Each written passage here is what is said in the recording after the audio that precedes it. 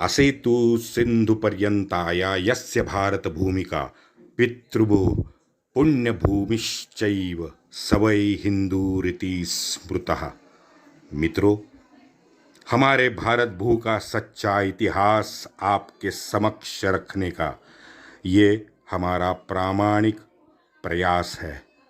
आपकी सहयोग की अपेक्षा है। जय जय श्री राम। मित्रों, योगेश अनंत काले। व्हाट्सएप नंबर है 9970151429 9970151429। सभी सुनने वालों को योगेश अनंत काले का प्यार भरा नमस्कार। कल का दिन बहुत बहुत ज़्यादा बढ़िया गया। बहुत सारे काम किए, उसके बारे में बाद में बताऊंगा, अभी ये प्लेटफॉर्म नहीं है। लेकिन एक संकल्प भी कल लिया है, तो नए शस्त्र पूजा के साथ एक नया संकल्प मैंने लिया है, उसके बारे में बाद में बताऊंगा। मित्रों, ये 130 साल का मैंने कहा ना जैसे पहले कि मेरी सुई यहाँ पे अटक गई थी, बिकॉज बहुत कलयुग में सबसे बुरी घटना भारतीयों के साथ घटी थी, और वो थी नालंदा विद्यापीठ का जलना, और उसका जिम्मेदार था इख्तियारुद्दीन या बख्तियार खिलजी। हमें तो, मैंने जैसे कहा था, इन खिलजी और तुगलकों को निपटा देते हैं, लेकिन इस सदी की इस दुर्घटना के बारे में मैंने जैसे लास्ट एपिसोड में नालंदा के बारे में कुछ आपको तथ्य सुनवाए थे, आज कुछ तथ्य बख्तियार खिलजी के बारे में। बिकॉज बख्तियार खिलजी का इतिहास ना हमने पढ़ा है, ना किसी पुस्तक में है, और यूट्यूब वाले तो आप जानते हैं बख्तियारपुर का स्टेशन ही पहले दिखाते हैं। चलो ठीक है, वो उनका विवेक है, उनकी प्रतिभा है, उनकी प्रज्ञा है। हम आज थोड़ा बख्तियार खिलजी के तथ्य जान लेते हैं। मिन्हाज सिराज कहता है कि ये इख्तियारुद्दीन यानी बख्तियार खिलजी गर्मसीर प्रांत के गोर कबीले का था। मित्रों, यही गोर कबीले का घोरी भी था। तो असल में ये शैवपंथीय नस्ल थी, जो बाद में घोरी के बाप या उसके दादा के समय ये पूरी कट्टर इस्लाम मोमिन हो गई। तो ये बख्तियार तो जन्मजात लुटेरा था, और इसकी ये ऐसी हरकतें देख के इसको घोरी की वो लुटारू जिहादी जो मोमिन फौज थी उसमें शामिल किया गया। यहाँ भी इसने लूट के झंडे गाड़ दिए, और ज़्यादा लालच के चलते अब ये बख्तियार दल्ला भी बन गया। माली गनीमत में जो औरतों को लौंडी बना के बेचता था, बड़े बड़े अशराफ इसके क्लाइंट होने लगे। जाहिर है उसके घोरी के दरबार में औधा ज़रा थोड़ा बढ़ गया था, और एक दिन यहीं हुआ उसकी किस्मत खुल गई। एक दिन घोरी ने उसको अवध के इत्तेदार हिसामुद्दीन के पास भेजा, और हिसामुद्दीन ने इसे तुरंत रात को हिंदू को लूटने, बलात्कार करने और महिला बच्चों को उठाने का जिम्मा सौंप। अब जिम्मा सौंपने के बाद ये हीरो अपना वहाँ भी झुकुल करने लगा। कुछ माले गनीमत या कुछ सुल्तान को जो माल जाता था, स्पेशली बच्चे और औरत, वो बाहर जाके बेचने लगा। ये उद्दाम, नराधम और अवगुण से भरा बख्तियार ने मुंगेर के पूरे इलाके में उधम मचाया था, प्रचुर लूट जमा की, और इससे पूरे बिहार में उसके नाम का हाहाकार मच गया।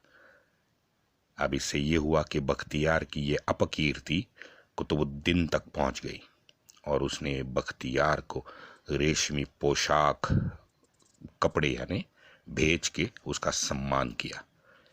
1193 सिर्फ 200, मित्रों ध्यान दो आंकड़े पे, सिर्फ 200 घुड़सवार दरिंदों के साथ दुर्ग नालंदा के द्वार तक ये बख्तियार आ गया था। अंदर बैठे थे छात्रगण और उनके गुरुजन। दोनों पे बख्तियार अंदर घुस के टूट पड़ा, सिर्फ 200 घुड़सवार के साथ। सिराज विशेष रूप से दो भाई निजामुद्दीन और शमसुद्दीन का उल्लेख करता है। सिराज कहता है कि इन दोनों भाइयों ने बहादुरी दिखाई। दिन भर ये दोनों काफिरों को काटते रहे। वाह वाह, क्या बहादुरी है। इन्होंने बड़ी मात्रा में लूट जमा की और बख्तियार ने अंदर कुछ केश मुंडित काफिर बुतपरस्त बैठे थे, यानी अंदर ब्राह्मण कुछ होंगे, उनको लाइन में लगा के उन्होंने बख्तियार ने काट डाला। मिन्हाज सिराज कहता है, अद्भुत नजारा देखने खुद बख्तियार वहां आ गया। अच्छा, ये सिराज के हिसाब से अद्भुत नजारा था। चलो ठीक है। उसने वो पूरे 3 मंजिलों में सिर्फ पुस्तकें देखी। ये शायद जो रत्न दधी, मैंने कहा था ना, रत्न दधी बिल्डिंग थी 9 मंजिला धर्मगंगा ग्रंथालय में, तो वो शायद उसमें घुस गया था। तो उसके 3 मंजिल तो सिर्फ पुस्तकें। तो ये बख्तियार ने ये सिर्फ 3 मंजिलों में पुस्तकें देखी। अनपढ़ जाहिल और ये इस जालिम बख्तियार ने पूछा, ए भाई ये क्या है सब? सही बात है। उसको क्या मालूम इसमें क्या है। अब जानकारी के लिए आदमियों की तलाश उसने शुरू कर दी। लेकिन भाई साहब, तूने तो सबको काटा था, तो तुझे तो बताएगा कौन कि ये क्या है और इसका महत्व क्या है। ढूंढ ढूंढ के भी कोई नहीं मिला उसको। तो बस भारी लूट के साथ कुतुबुद्दीन के पास वो लौट आया। तो गुलाम कुतुबुद्दीन सुल्तान ने उसका सम्मान किया। अब नालंदा से निकलने से पहले उसने क्या किया ये हम सब जानते हैं। कुछ तो कहते हैं कि 3 महीने तक आग वैसे ही धधकती रही थी, तो उसके बारे में मैं बताना नहीं चाहता, आप सब जानते हो। सिराज आगे लिखता है कि ये नराधम 1202 में नदिया बंगाल में लक्ष्मण सेन पर टूट पड़ा और उसको जीतने के बाद पूरे बंगाल पे इसने विजय प्राप्त की।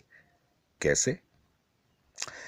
मैंने पहले ही बताया था कि ये अशोक के अवास्तव अतिरेकी अहिंसावाद ने पूरे समाज में एक नैराश्य और क्षात्र तेज के ह्रास का प्रसार ऑलरेडी किया था। ये पाल वंश, ये सेन वंश, ये कोई अलग नहीं रहा था। ये भी बौद्ध ही हो गए थे। और अतिरेकी अहिंसावाद, अतिरेकी अहिंसावाद। सिराज ने लिखा है कि लक्ष्मण सेन शांत लेकिन आलसी राजा था। अब ये आलसी राजा, शायद ये आलसी नहीं होगा, हाँ, लेकिन विपश्यना है ना, मनशांति के लिए ध्यान ये ज़्यादा लगाता था। तो सिराज ने कहा ये आलसी है। चलो ठीक है। उसका सैन्य भी संख्या में कम था। ये सिराज लिख रहा है, उसका सैन्य भी लक्ष्मण सेन का संख्या में कम था। याद आया मित्रों, वैसे अब हमारे मोहनदास करमचंद ने ये लिखा है और उसकी सोच भी ये थी कि स्वतंत्र भारत में आर्मी की ज़रूरत क्या है भाई, आर्मी की आवश्यकता ही नहीं है। और हमारे चच्चा है ना, चच्चा में तो बिल्कुल हाँ में हाँ मिलाई, इसलिए तो वो नशेड़ी और वो रंडीबाज, हाँ बिल्कुल सही शब्द है, ये बिल्कुल सही शब्द है उसके लिए। वही कृष्ण मेनन को हमारा संरक्षण मंत्री बना दिया था पहला। हाँ, उसने क्या क्या हरकतें की हैं, शर्म आती है सुन के। चलो, ये है सब ये सम्राट अशोक इफेक्ट। इसने बख्तियार ने नदिया लखनौती को अपनी राजधानी फिर बना ली, क्योंकि लक्ष्मण सेन तो भाग गया था। और जैसे ये लखनौती आया, उसका पूरा घोर कबीला जो था वहाँ, कहाँ गर्मसीर का, वो साला बंगाल में घुस गया और वो आकर वहाँ पे बैठने लगा, रहने लगा। अब सबको लेके बख्तियार तो दिल्ली नहीं जा सकता था, तो बस वहीं बैठ गए। समझे आप कि बंगाल के अंदर नदियाँ है है ना, अंदर के 3 ज़िले जो हैं वहाँ पे ये कट्टर मुसलमान कहाँ से आए, तो ये सच कहते हैं कि ये 1000 साल से वहाँ है। तो ये कोई लड़ने वाला ही उनको क्योंकि बचा नहीं था पूरे इलाके में। हाँ, धम्म चक्र लिए ये हमारे लक्ष्मण सेन जी जो है ये भाग चुके थे। अच्छा, बख्तियार यहाँ नहीं रुका, अमीर अशराफ के लिए इसने मदरसे खोले। अब इस शैतानी बख्तियार की नज़र तिबेट, उज़्बेकिस्तान और बाकी इलाकों में पड़ी। बख्तियार ने 1205 में वहाँ पे प्रयाण किया, उसके साथ 10,000 घोड़े। यहाँ रास्ते में उसे 3 लोग मिले, कुंच, मेघ और थेयरू। ये 3 जनजाति के जमाती के लोग यहाँ पे इसको मिले।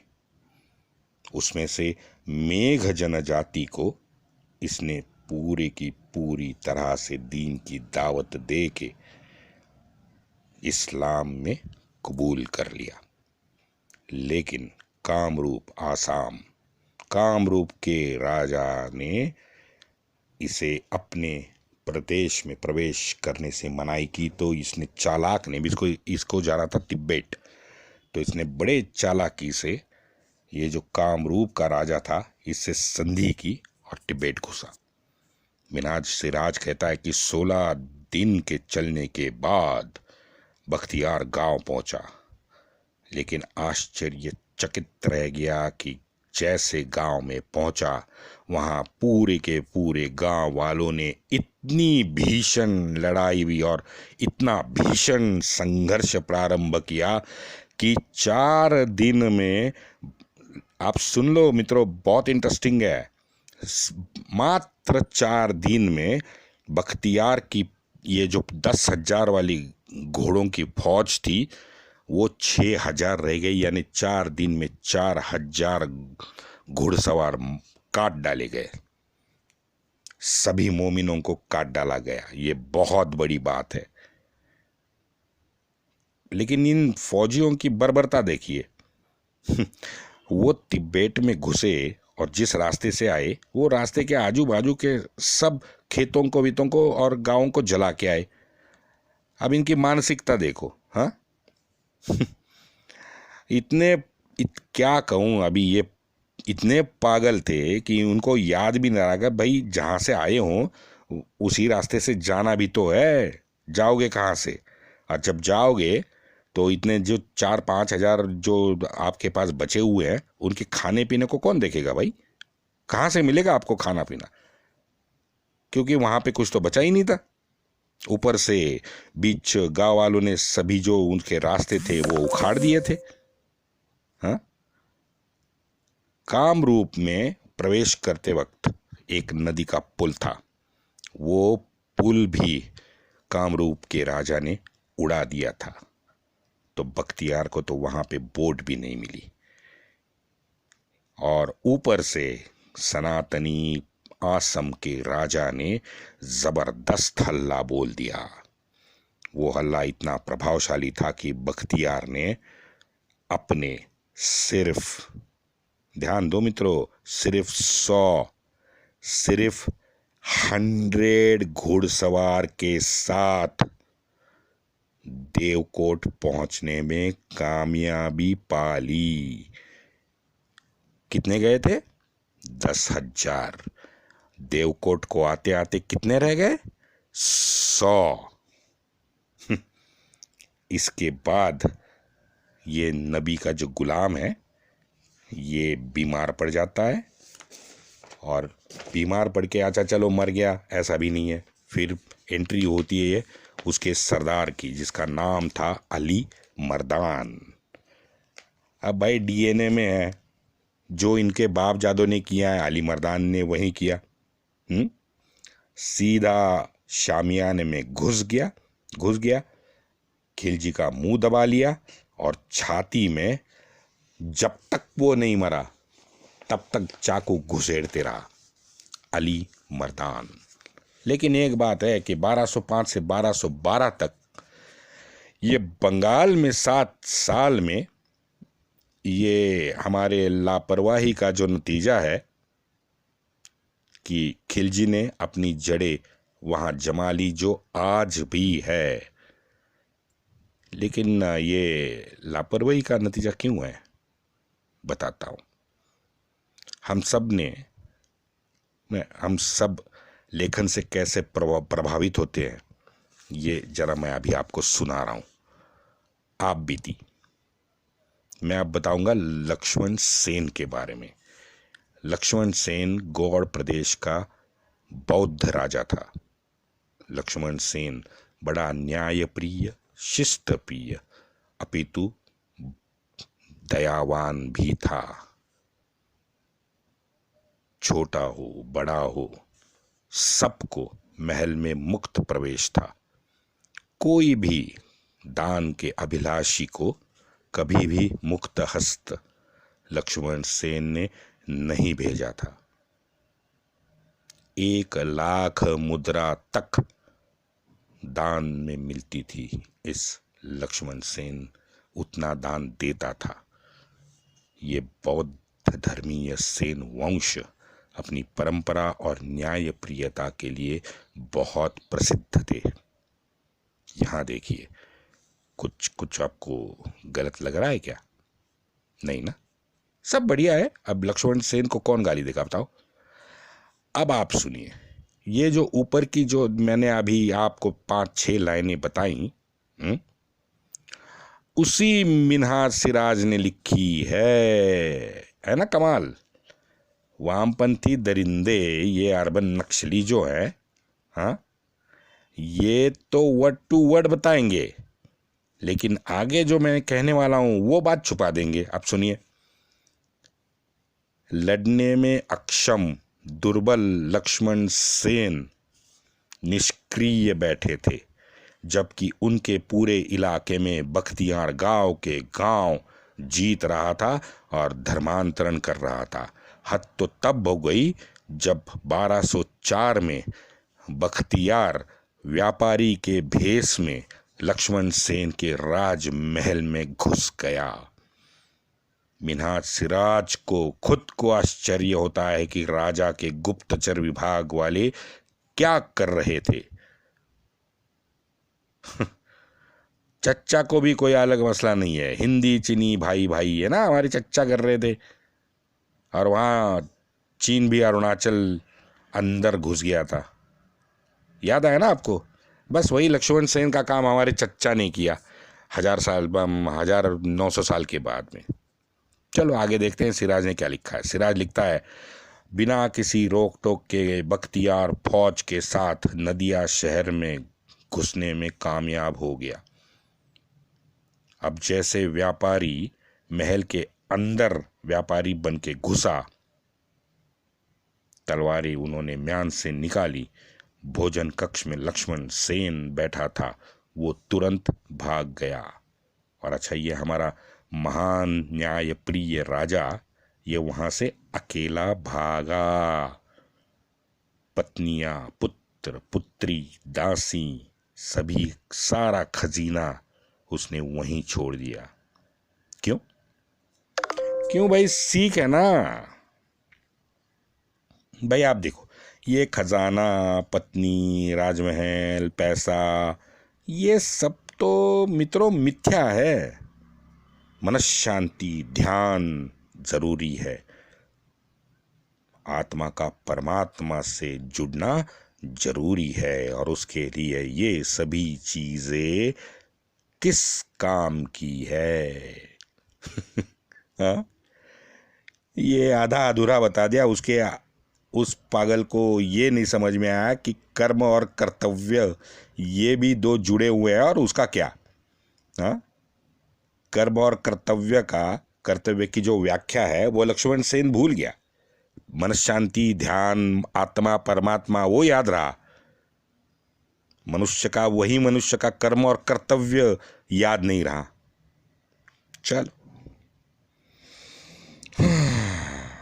बिना काम कुछ पैसा नहीं कमा पाया। तो हम लोग उपवास करते हैं ना, तो आप देखो ये शुद्ध भाव है क्या? हाँ? काम तो कुछ करना नहीं है, काम करना नहीं है तो पैसा नहीं मिला, पैसा नहीं मिला तो लोग आएंगे तो कहेंगे नहीं यार मैं तो उपवास पे हूं। ये है कामचोर निष्कर्म और अपनी असमर्थता छिपाने के पीछे का राज। प्रयत्न क्या मेरा बाप करेगा?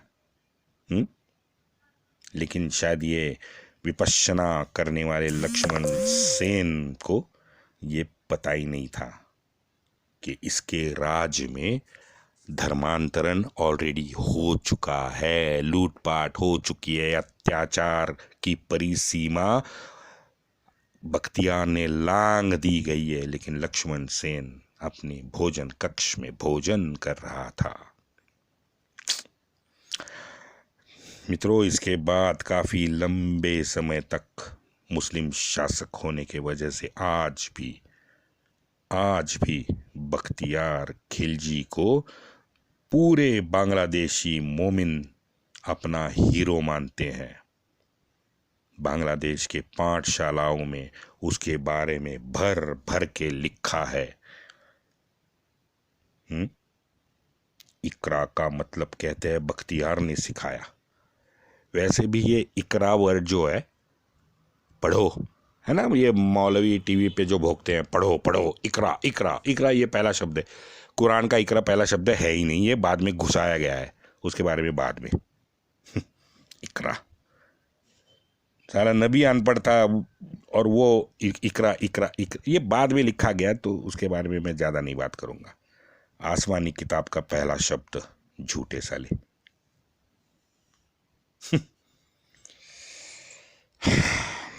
वैसे भी ना हम जाते रहते, मैं आपको बता दूं कि ये मक्की आयत अलग है और ये मदनी आयत अलग है। हाँ, तो मैं वामपंथी प्रचार की, मैं प्रोपेगेंडा की बात कर रहा था कि जैसे दो चीज़ें मिनहाज मिराज लिखता है, लेकिन वामपंथी हमें एक ही बताते हैं और एक छिपाते हैं। आपने खुद अभी ये देख लिया, एक ही लेखक, हाँ, उसका कुछ अंश वामपंथी बताते हैं, कुछ अंश वामपंथी नहीं बताते हैं। इसका इम्पैक्ट क्या होता है? इम्पैक्ट मित्रों ये होता है कि जो वो अंश बताते हैं, अब आप सोचो 200-500 साल अगर हमारे पीढ़ियों के पीढ़ी अगर वो पढ़ती रही तो 500 साल तो वो फिर वली, हजरत, वो सब तो बनने ही वाला है। बख्तियार के बारे में हमने अगर सच नहीं जाना तो ये बख्तियारपुर स्टेशन का नाम पड़ गया। फिर मैंने यानी वामपंथियों ने, या ये भाण राज दरबारी है, उन्होंने अपना नैरेटिव तो बेच दिया, बख्तियारपुर रेलवे स्टेशन बन गया। ये है अपना नैरेटिव थोकना। और इसीलिए 1969 में इंदिरा गांधी को जब सपोर्ट किया था इन वामपंथियों ने, तो वामपंथियों ने ना मंत्री पद मांगा, ना भाई हमें मंत्री परिषद में शामिल, कुछ नहीं मांगा। उन्होंने क्या मांगा? इंदिरा जी, ये पूरी एजुकेशनल सिस्टम हमारे हाथ में दे दो। तो 1969 में 1969 से पूरी की पूरी एजुकेशनल सिस्टम उनके हाथ में निकल गई। आज भी वही सिस्टम अंदर काम करती है। यह है तथ्य और यह है आदर्श पुरुष बख्तियार खिलजी के कुछ जीवन के अंश। वैसे ये बख्तियार जैसे दंदनाते हुए आया था ना, असम के कामरूप के राजा ने इसका पिछवाड़ा कितना गर्म किया है, लाल किया है। देखो आप कि उसके बाद जो बीमार पड़ गया बंदा, वो साला उठा ही नहीं।